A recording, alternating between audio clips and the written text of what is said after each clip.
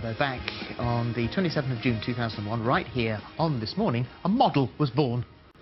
You, the viewer, have chosen David to be the male face of 2001. David will be taken onto the books by Select, and he could have a fantastic career ahead of him. Well done, David.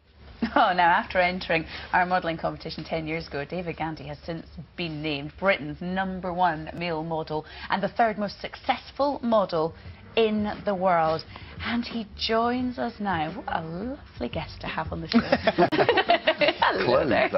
It's funny, actually, because after that competition, you would have thought, right, OK, you've won that, and then the world becomes your oyster. But that's not the way it worked. No, not at all.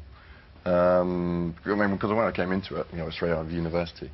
And, you were 21 at the time, weren't you? 21. I looked about 15 from looking at that old footage.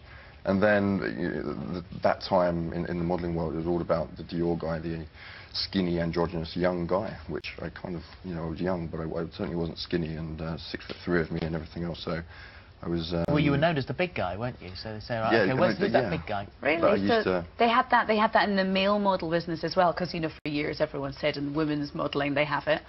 Yes, no, it was determined kind of, that was the fashion in the industry at the time, that was.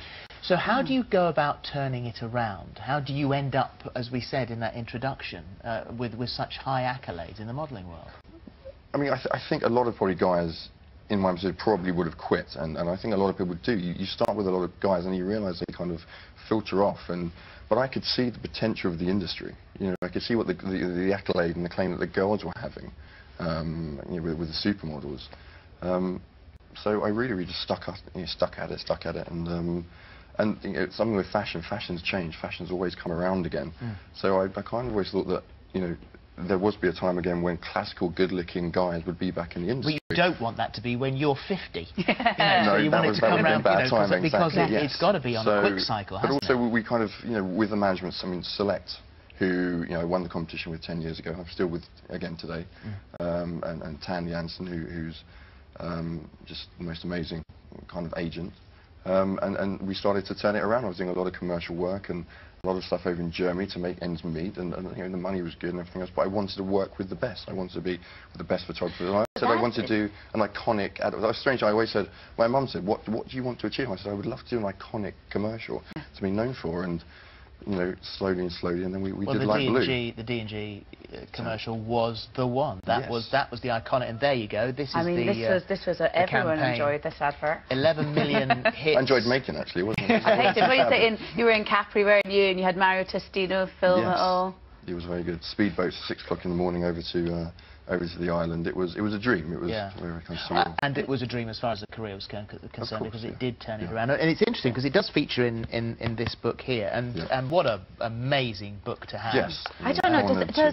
Is there any other male model that has a book like this? I don't think in the history of my model. I don't think a model has. That's why it's such an honour. Well, it's beautifully put together. I have to be very careful when I click through this, because you do actually take all your clothes off in here. What was the what was the thought behind that when the photographer says, right, okay, well now you can take off the pants? I think that's my favourite question of yours. My favourite question. Because I don't know.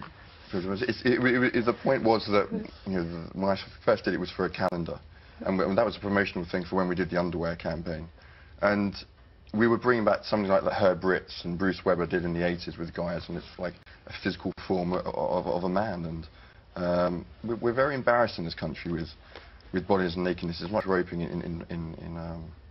in Europe.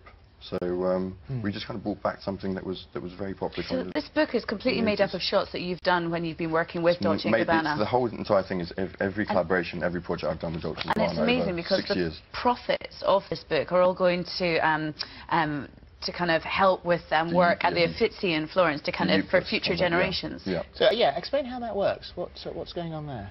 It's just all the artwork of all the greats, I think in Florence, that is put on a huge database for generations today and generations tomorrow. To be accessed worldwide. To be accessed worldwide, yeah. Which is, the calendar we did was called David. It was influenced by the statue David, and we thought it was a nice or very apt kind of.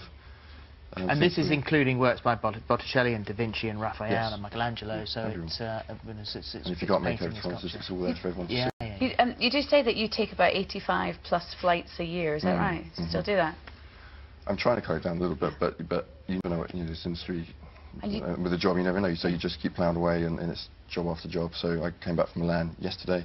I'm in London. I'll go to Paris tomorrow. I'll go to New York the week after. And your girlfriend's Molly from the Saturdays. Yeah. So I mean, that's got to be tough on any relationship, hasn't it? To be able to, and she's in a band, so she's all over the place exactly. as well. So yeah, I mean, if I knew where, if she was in a normal job, I know, she would be in one place at one time, but we're not. So she's kind of flying about. And it's summer season for her as well, I think, which is festival season, and she's on Radio 1 today, and I'm on here. Are you going to see any of her gigs?